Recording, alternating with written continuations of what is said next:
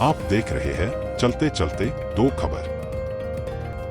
Freebies और बड़ी बड़ी लोक लुभावनी घोषणाओं पर होने वाले खर्च और उनसे होने वाली बजटीय दिक्कतों के बाद जब ऐसी योजनाओं को बंद किया जाता है तो ऐसी राजनैतिक घटनाओं से किसी भी पार्टी और उनके नेताओं की व्यक्तिगत छवियों पर कैसा प्रभाव पड़ता है, इसका अंदाजा लगाने के लिए कांग्रेस पार्टी के राष्ट्रीय अध्यक्ष मल्लिकार्जुन खड़गे का यह बयान सुन लेना ही काफी है।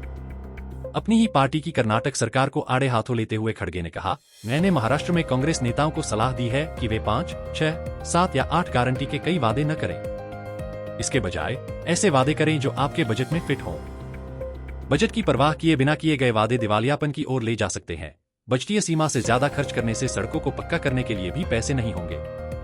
और अगर ऐसे में सरकार विफल होती है तो यह पार्टी में आने वाली पीढ़ियों को प्रभावित करेगी और पार्टी की प्रतिष्ठा को नुकसान पहुंचाएगी, जिससे संभवतः अगले दशक तक हमें विपक्ष में ही रहना पड़े। खड़गे के इस बयान के बाद देश की पॉलिटिक्स में जैसे भूचाल ही आ गया हो। और आनन फानन में भाजपा ने कर्नाटक सरकार की शक्ति योजना के बारे में शिव कुमार की टिप्पणी को तुरंत भुनाया और कांग्रेस पर अपने शासित राज्यों हिमाचल प्रदेश, कर्नाटक और तेलंगाना में ऐसे फिजूल खर्ची वाले वादे करने का आरोप लगाया जो वित्तीय रूप से कभी भी संभव और टिकाऊ नहीं थे, जिससे जनता गुमराह हो रही थी। इसमें एक कदम आगे बढ़ते हुए उन्होंने राहुल गांधी और खड़गे से देश की जनता से माफी मांगने की मांग भी कर डाली। भाजपा के रविशंकर ने कहा, भाजपा महाराष्ट्र और झारखंड के मतदाताओं को सम्मानपूर्वक बताना चाहती है कि जब कांग्रेस के नेता बेतहाशा वादे करें तो उनसे यह सवाल जरूर करें और उनसे पूछें, आपके राष्ट्रीय अध्यक्ष ने यह कहा है, आप इसे कैसे पूरा करेंगे? दूसरी तरफ एक प्रेस कॉन्फ्रेंस में खड़गे ने अपनी ही पार्टी की कर्नाटक सरकार के मुख्यमंत्री और उप मुख्यमंत्री से सवाल कर दिया, जिसके बाद देश की राजनीति में फ्रीबीज घोषणाओं और उनसे होने वाले दूरगामी वित्तीय दुष्प्रभावों पर चर्चाओं का बाजार गर्म हो गया।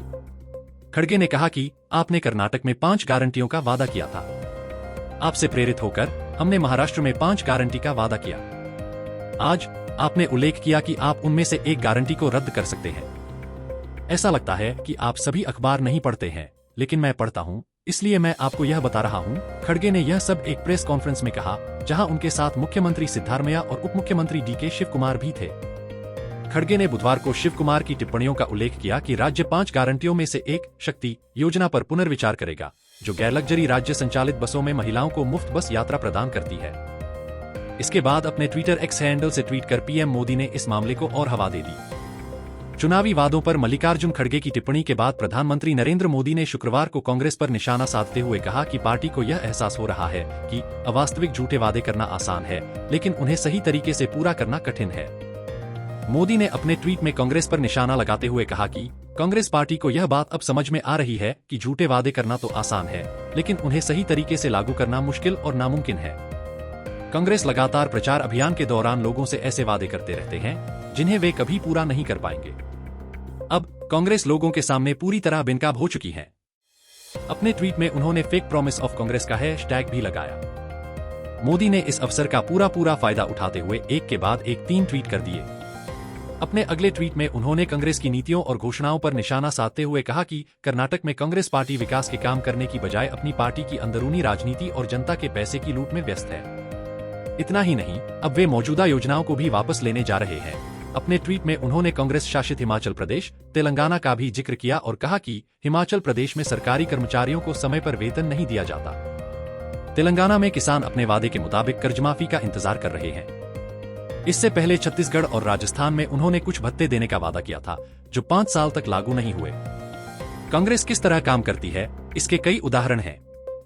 खड़गे पर निशाना साधते हुए भाजपा नेता रविशंकर प्रसाद ने तंज कसते हुए पूछा कि क्या खड़गे ने अपना पहला ज्ञान राहुल गांधी को दे दिया है। उन्होंने कहा कि पूर्व कांग्रेस अध्यक्ष अक्सर अपनी पार्टी के सत्ता में आने की स्थिति में राज्य और राष्ट्रीय चुनावों के दौरान विभिन्न वर्गों से संबंधित लोगों को खटाखट पैसे ट्रांसफर करने का दावा करते हैं। भाजपा नेता ने कहा कि खड़गे और राहुल गांधी को देश से माफी मांगनी चाहिए।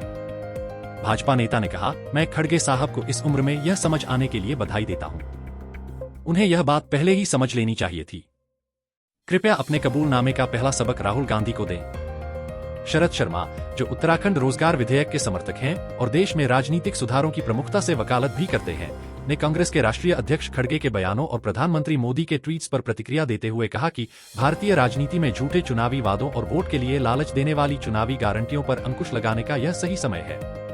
उन्होंने बताया कि 2021 और 2022 के उत्तराखंड चुनावों से पहले उन्होंने भारत के राष्ट्रपति और सुप्रीम कोर्ट के मुख्य न्यायाधीश को पत्र लिखकर यह मांग की थी कि सभी पार्टियों के घोषणापत्रों को भारतीय मतदाताओं और उन पार्टियों के बीच एक कानूनी अनुबंध के रूप में स्थापित कर दिया जाए। उन्होंने यह भी अनुरोध किया था कि चुनावों में फ्री और गारंटी शब्दों का प्रयोग चुनाव आयोग के उस कानून का उल्लंघन है जिसमें वोट के बदले किसी भी प्रकार का लालच देना या पैसे देना निषिद्ध है। इस मामले में भारतीय उच्चतम न्यायालय में एक वाद भी दर्ज है और चुनाव आयोग सहित सभी पार्टियों को उसमें पार्टी भी बनाया गया है, लेकिन अभी तक कोई फैसला नहीं आया है। शर्मा ने कहा कि चुनावी राजनीति को स्पष्ट और साफ करने के लिए चुनावी घोषणाओं की सत्यता और उनकी पवित्रता को बनाए रखना अत्यंत आवश्यक है। उन्होंने यह भी कहा कि अब भारत के प्रधानमंत्री और प्रमुख विपक्षी दल के राष्ट्रीय अध्यक्ष और राज्यसभा के नेता प्रतिपक्ष खड़गे ने भी स्वीकार किया है कि चुनाव के दौरान गलत गारंटियां और घोषणाएं नहीं की जानी चाहिए। इसलिए भारत के चुनाव आयोग और उच्चतम न्यायालय को पार्टियों के घोषणापत्रों के लिए एक सख्त कानून बनाकर कानूनी दायरा स्थापित कर देना चाहिए। साथ ही सभी पार्टियों को यह दिशा निर्देश दिया जाना चाहिए कि किसी भी चुनाव में घोषणा पत्र जारी करने से पहले उसे चुनाव आयोग द्वारा न्यायिक दृष्टि से परखा जाएगा, ताकि मतदाताओं को किसी भी प्रकार से प्रलोभन न दिया जा सके। उन्होंने आगे कहा कि उन्हें आशा है कि अब माननीय उच्चतम न्यायालय इन दोनों पार्टियों के सरकार में उच्चतम पदों पर पदासीन वरिष्ठ नेताओं के बयानों का संज्ञान लेगा।